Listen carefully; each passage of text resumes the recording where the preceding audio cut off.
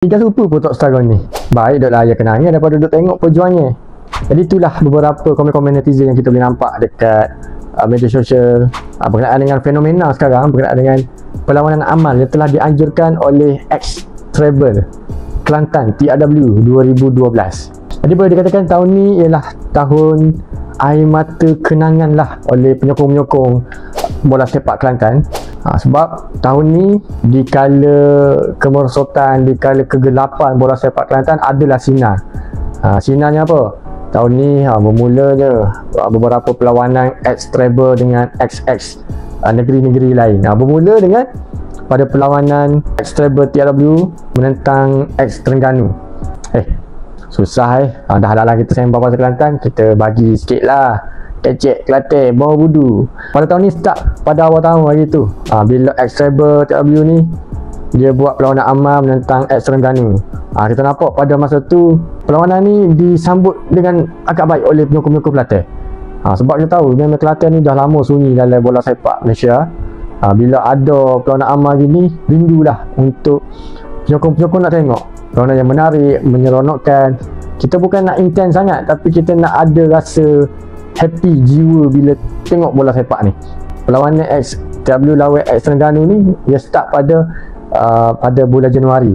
Disusuli pula dengan apabila nampak ada sambutan yang baik, ada pula perlawanan amal seterusnya pada tahun yang kedua lawan ex-Pahang pula pada bulan Mei.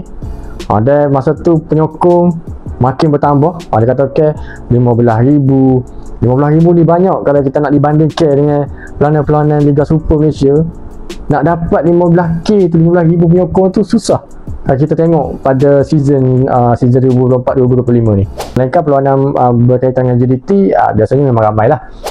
Kemarin semalam kemuncak kita tengok gelombang merah walaupun hujan, 20,000 full house Stadium Muhammad Keempat rapat pagar.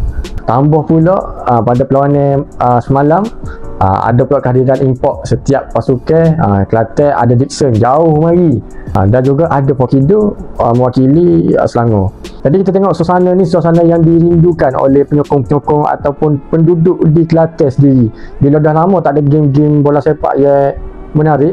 Kalau kita tengok siapa yang pergi semalam, Yagi boleh buat ombak, walaupun hujan tetap penuh.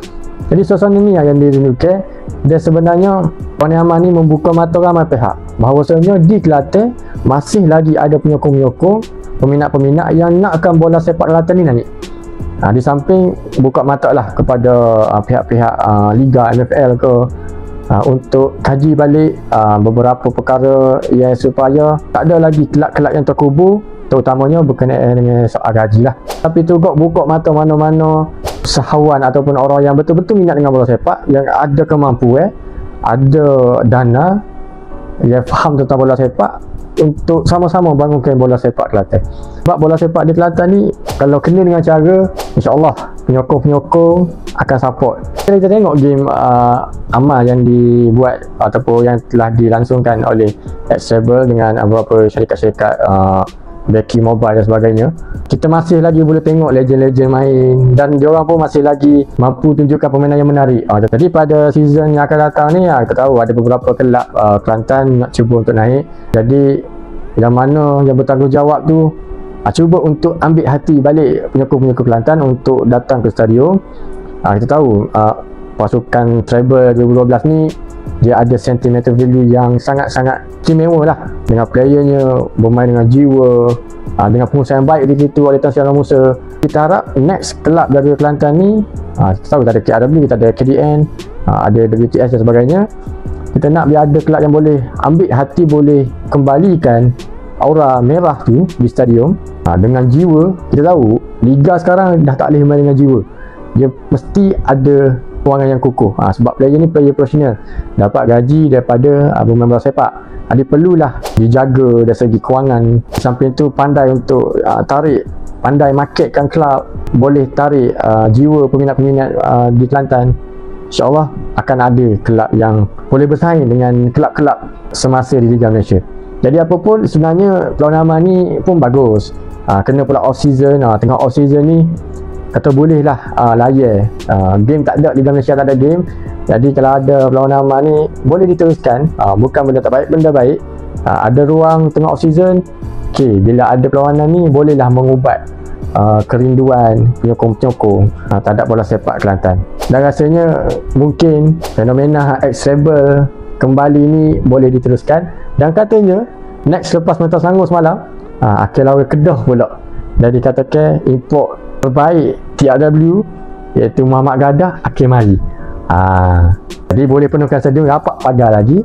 Sebelum ni Ambo tak lagi sebab Ambo di luar kawasan. Harapnya ada peluang untuk Ambo pergi. Dan yang mana pergi game-game sebelum ni lawan AS Terengganu ke, AS Pahang ke, AS Selangor, share pengalaman demo di bawah di komen.